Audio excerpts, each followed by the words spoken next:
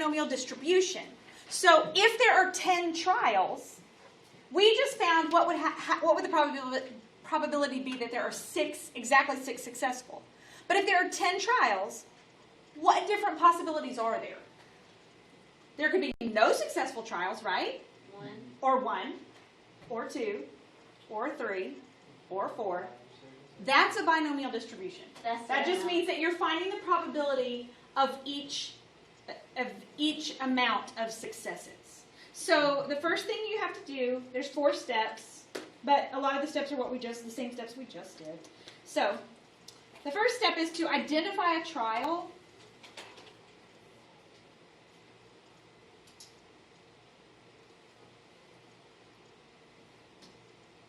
What your success is and what your failures are.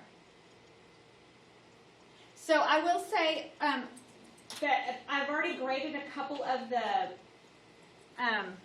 probability distribution and expected value assignments that were turned in.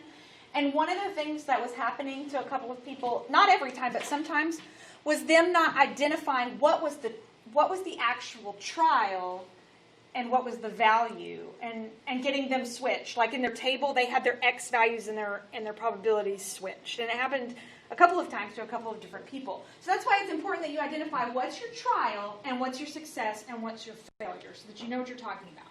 Then we're going to define N, P, Q, and this is a little different because we want all possible values of X.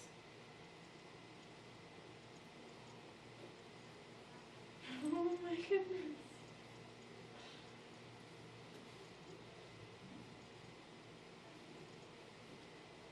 Which means we're going to have to use the binomial probability formula for each one.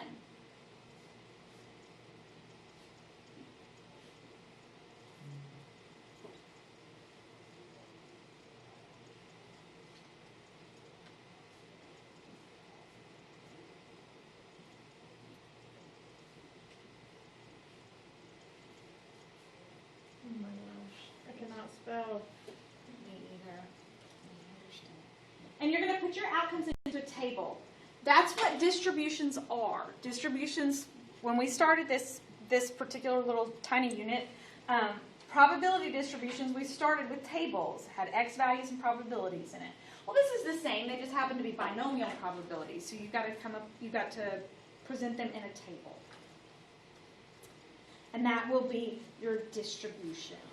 All right, so we've selected a card from a standard deck, and we replace it. Have to replace it. Why do we have to replace it?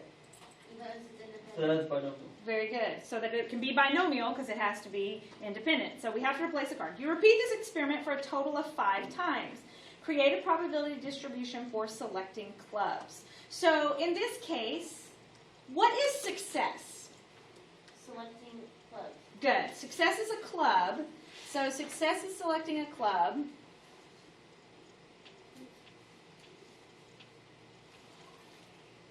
Which means failure is anything that's not a club.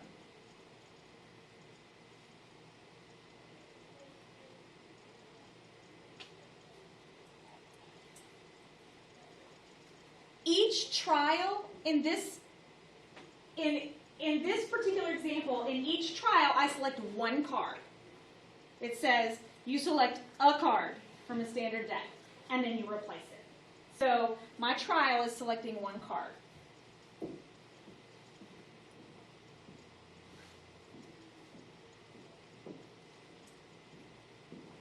All right, my N value is 5. I'm going to do this thing 5 times.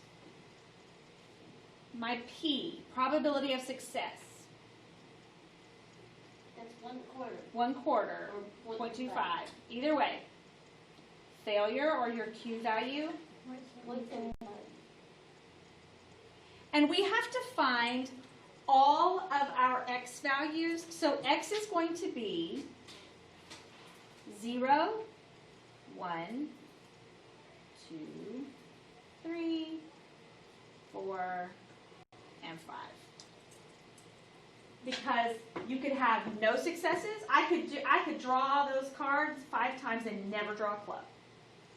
Or I could draw 1, or there could be 2, or there could be 3. So we have to find all of them, and we're going to put them in a table. So I'm going to go ahead and set my table up.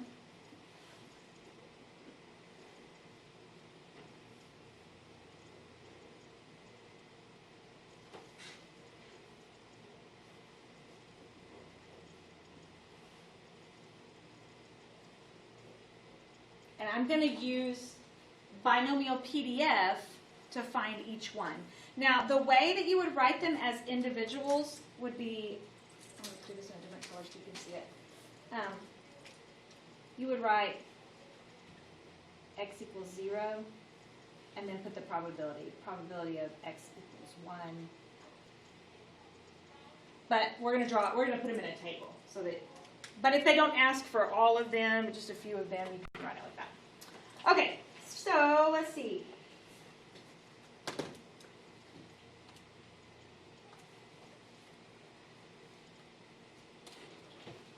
Number of trials is 5. Probabilities. This time I'm doing 0.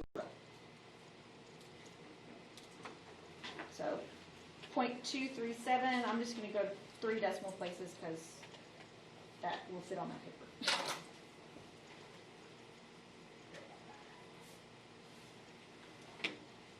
Now, you could go all the way back through, but you do know you can just go up here and highlight that and grab it, and I just have to change the 0 to a 1.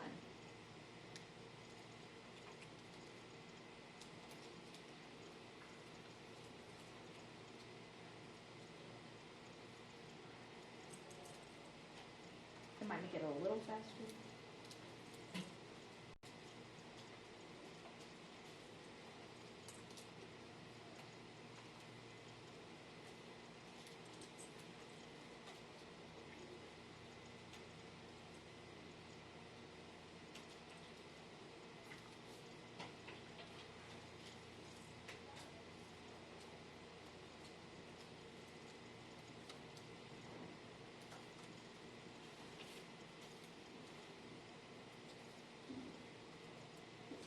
Ooh, that's a really tiny number.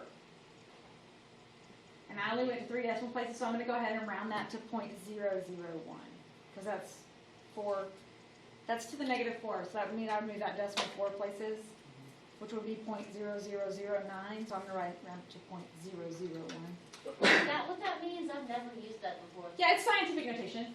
It's just times 10 to the negative 4.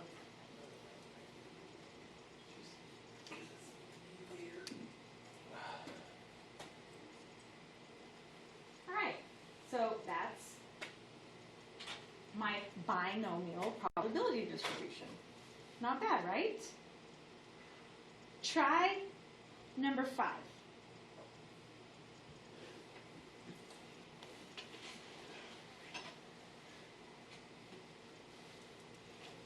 Oh, actually, hold on. Let's see. Yeah. I do have to set it though. I thought maybe we could use the one above it, but we can't because it's just.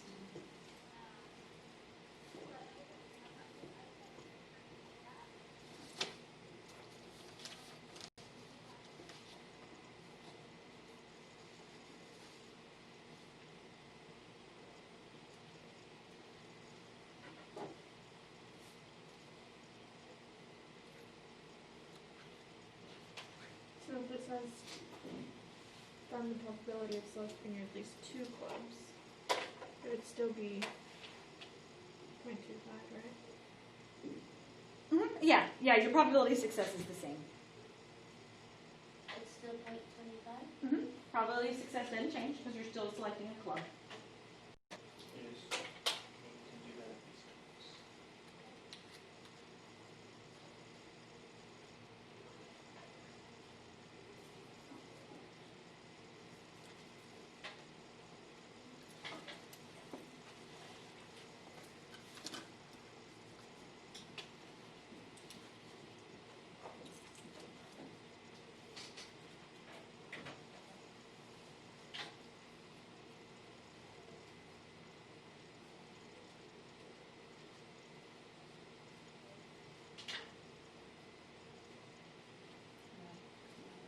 Tell me why I feel like I'm doing this wrong. even though it feels really easy.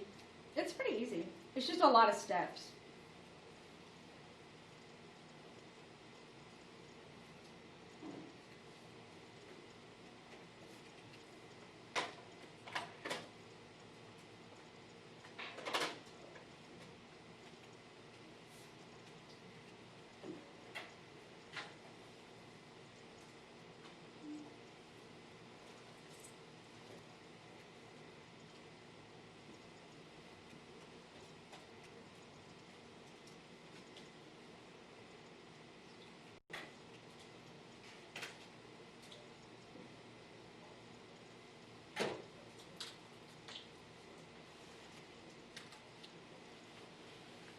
Okay, before I start punching stuff into the calculator, I did a success is drawing a club, just like it was on the one above it. But failure is anything that's not a club. We're still drawing just one card. This time my N is 4. I only have 4 trials this time. My probability of success is still 0.25. My probability of failure is 0.75. This time my X value changes though because they specifically said that at least 2 clubs, which means I have to get 2, 3, or 4. So that I don't have to do 0 and 1 because they just wanted me to do 2 or more. So I just have to do 2, 3, and 4.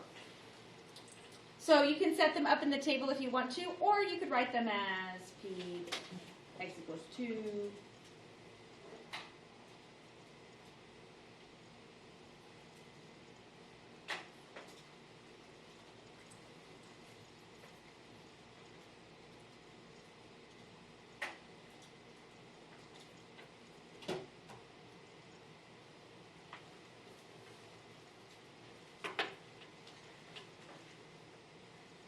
So I just plug into Binomial PDF.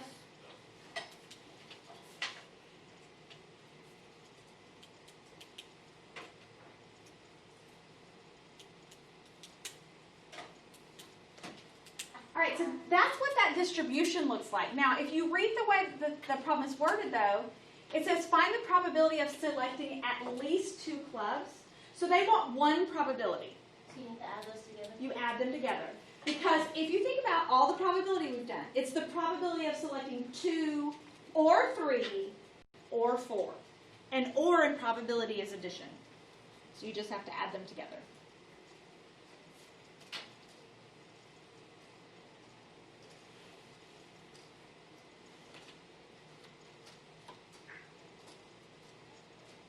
Still a tiny number. It is. Okay. Whew, I did it. I feel so smart.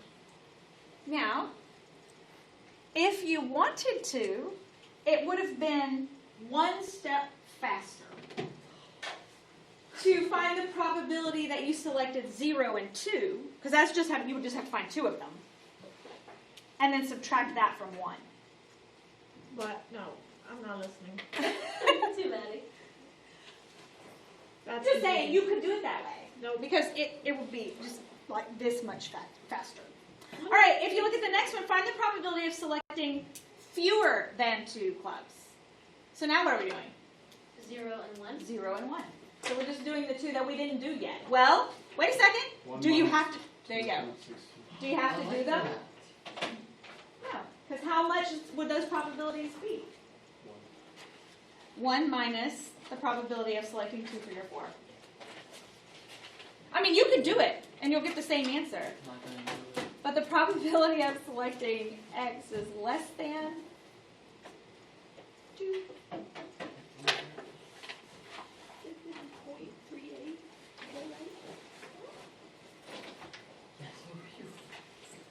Oh, that's it. Whew, all right, we're done.